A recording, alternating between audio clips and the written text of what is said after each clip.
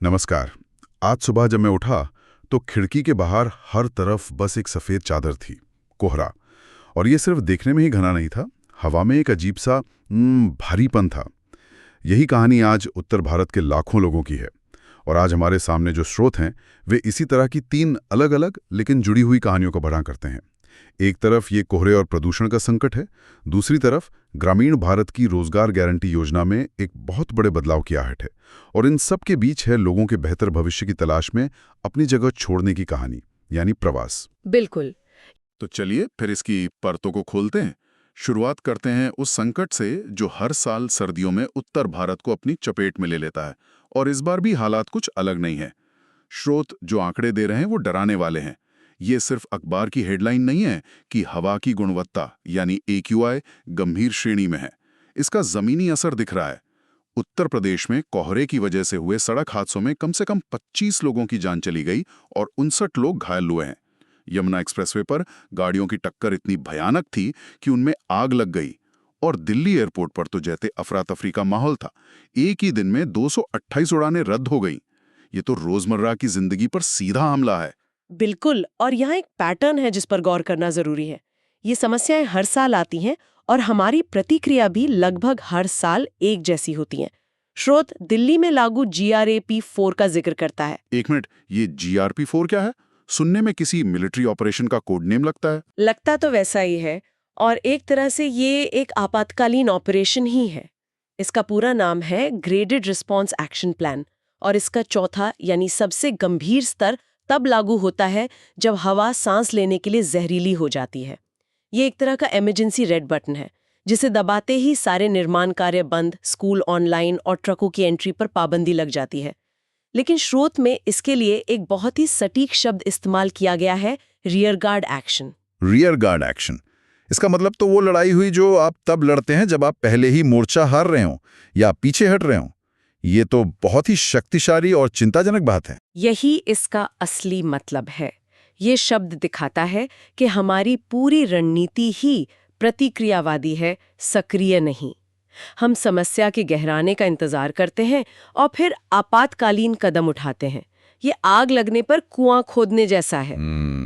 स्रोत का तर्क है कि जरूरत साल भर काम करने की है, प्रदूषण के स्रोतों पर, सार्वजनिक परिवहन को बेहतर बनाने पर और पड़ोसी राज्यों के साथ मिलकर एक स्थायी समाधान खोजने की। हम संकट का प्रबंधन कर रहे हैं, संकट की रोकथाम नहीं। तो ये एक तरह से शासन के दृष्टिकोण को दिखाता है। और शासन से जुड़ा एक बहुत बड़ा बदलाव दूसरे स्रोत में दिख रहा है, जो ग्रामीण भारत की तस्वीर बदल सकता है। मैं बात कर रहा हूं मनरेगा की। हाँ, यानी महात्मा गांधी राष्ट्रीय ग्रामीण रोजगार गारंटी अधिनियम, दुनिया की सबसे बड़ी सामाजिक सुरक्षा योजनाओं में से एक। अब इसे बदलने के लिए एक नया बिल प्रस्तावित है। और इसका नाम भी बड़ा दिलचस्प है, विकसित भारत गारंटी फॉर रोजगार एंड आजीविका मिशन ग्रामीण, जिसका छोटा नाम है VB ग्राम जी।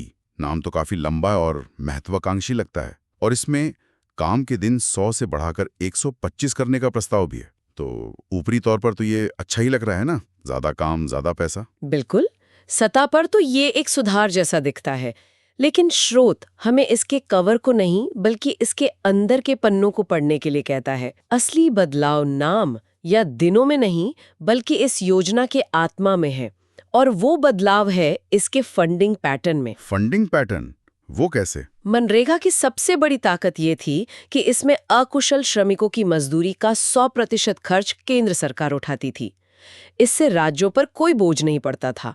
लेकिन नई VB ग्राम जी योजना में इसे केंद्र और राज्यों के बीच 60-40 के अनुपात में बांटने का प्रस्ताव है। एक मिनट, 60-40 का बंटवारा, ये तो बहुत बड़ा बदलाव है।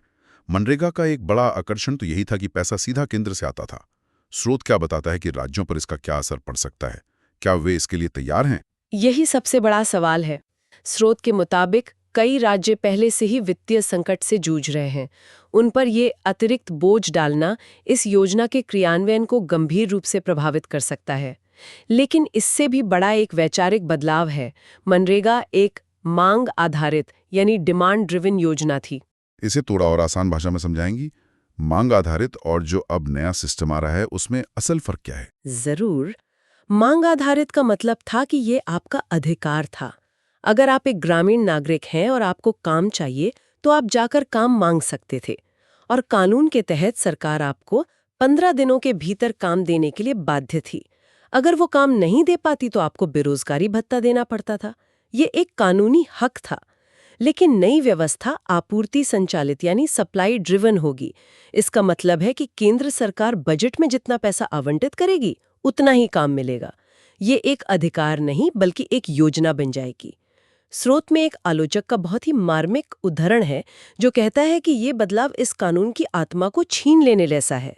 ये अधिकार से योजना में बदलना तो बहुत बड़ा वैचारिक बदलाव है, लेकिन क्या स्रोत सरकार के नजरिए से भी कुछ बताता है? शायद उनका तर्क हो कि सप्लाई ड्रिवन होने से बजट को बेहतर तरीके से कंट्रोल किया जा सकता है या इसका दुरुपयोग रोका जा सकता है। यह एक संभावित तर्क हो सकता है कि इससे वित्तीय अनुशासन बेहतर होगा, लेकिन स्रोत में तमिलनाडु और केरल जैसे राज्यों की चिंताओं को प्रमुखता दी गई है, जिनका कहना है कि यह न केवल उनके वित्तीय बोझ को बढ़ाएगा बल्कि भारत के संघीय ढांचे के मूल सिद्धांतों के भी खिलाफ है, जहां सामाजिक सुरक्षा की जिम्मेदारी साझा होती है।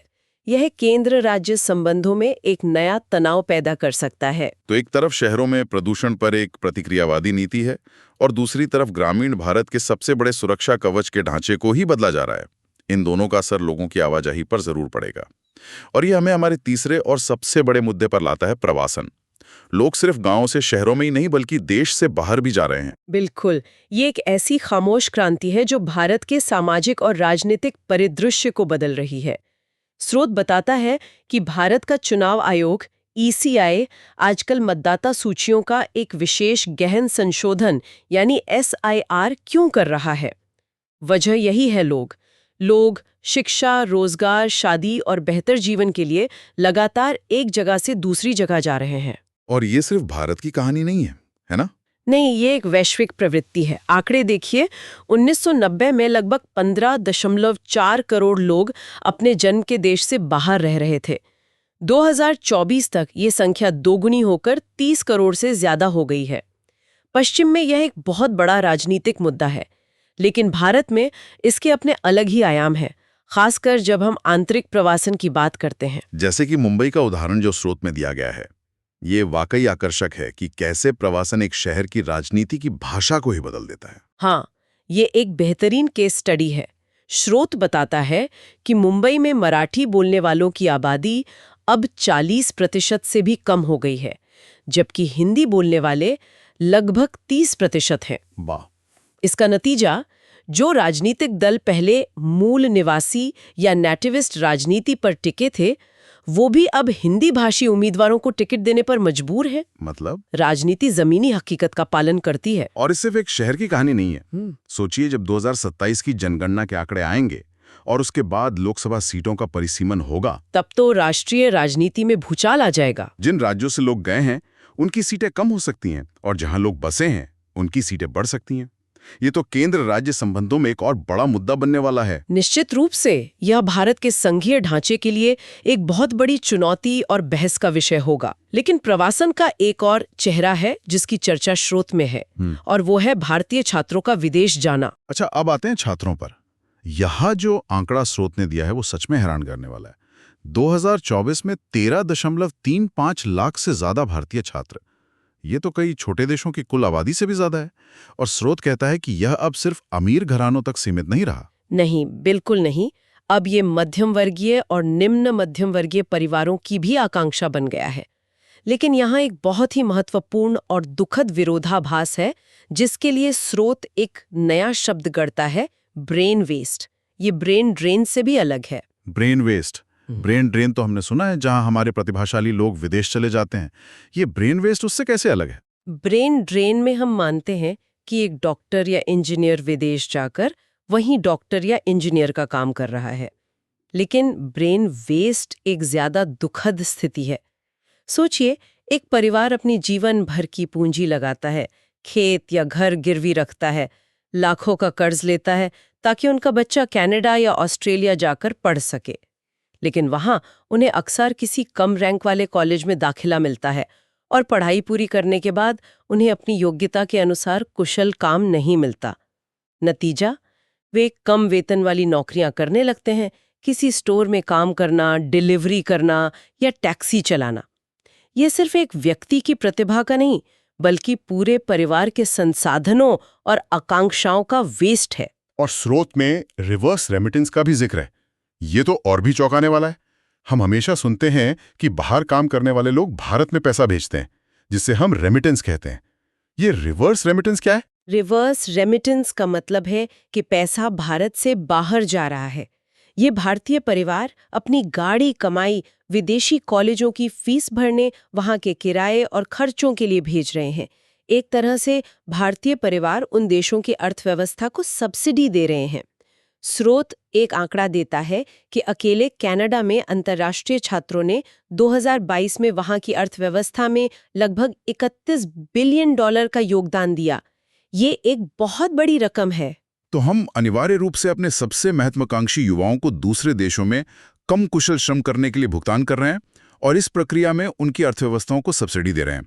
ये एक बहुत ही गंभीर विचार है। इसका मतलब तो यही हुआ कि ये पलायन सिर्फ बेहतर शिक्षा के लिए नहीं, बल्कि किसी भी तरह से वहां स्थायी निवास पाने और एक बेहतर जीवन की तलाश में है। स्रोत इसी ओर इशारा करता है। ये भारत की अपनी उच्च शिक्षा प्रणाली और रोजगार बाजार पर एक बहुत बड़ी टिप्पणी है। अगर देश के अंदर ही गुणवत्तापूर्ण शिक्षा और अच्छी तनख्वाह वाली नौकरियां उपलब्ध होती तो शायद ये प्रवृत्ति इतनी प्रबल नहीं होती। दिलचस्प बात यह है कि ये छात्र प्रवास अब OECD यानी विकसित देशों के लिए सस्ते युवा श्रम का एक नया स्रोत बन गया है। ये लगभग वैसा ही है जैसा खाड़ी देशों में श्रमिक प्रवास होता है, बस यहाँ रास्ता थोड़ा घुमावदार है और पैसा भारत से बाहर जा रहा है। तो आज की इस चर्चा से जो तस्वीर उभर रही है वो बहुत ही जटिल है। एक तरफ हमारे शहर हैं जो हर साल प्रदूषण के संकट से जूझते हैं और हम बस अस्थायी समाधान निकालते हैं। दूसरी तरफ ग्रामीण भारत है, जहां सामाजिक सुरक्षा का सबसे बड़ा कानून एक अनिश्चित भविष्य की ओर बढ़ रहा है। और इन सब के बीच एक विशाल आबादी है, खासकर युवा, जो बेहतर अवसरों के लिए देश के अंदर और बाहर लगातार कहीं और की तलाश में है। और ये सब हमें एक बहुत बड़े और जरूरी सवाल पर लाकर खड़ा कर देता है। जब हम इन सभी धागों को एक साथ जोड़ते हैं, ग्रामीण भारत में अधिकारों पर आधारित रोजगार गारंटी का कमजोर होना, शहरों में जीवन की गुणवत्ता का गिरना और युवाओं की आकांक्षाओं का देश के बाहर रास्ता खोजना, तो ये सवाल उठता है कि विकसित भारत का जो सपना हम देख रहे हैं वो इन अलग अलग और कभी-कभी एक दूसरे से टकराती हुई जमीनी हकीकतों के साथ कैसे सामंजस्य बिठाएगा। क्या विकास का हमारा मॉडल इन आकांक्षाओं को देश के भीतर ही पूरा कर पाएगा? ये एक ऐसा प्रश्न है जिस पर नीति निर्माताओं और हम सभी को गंभीरता से विचार करने की जरूरत है।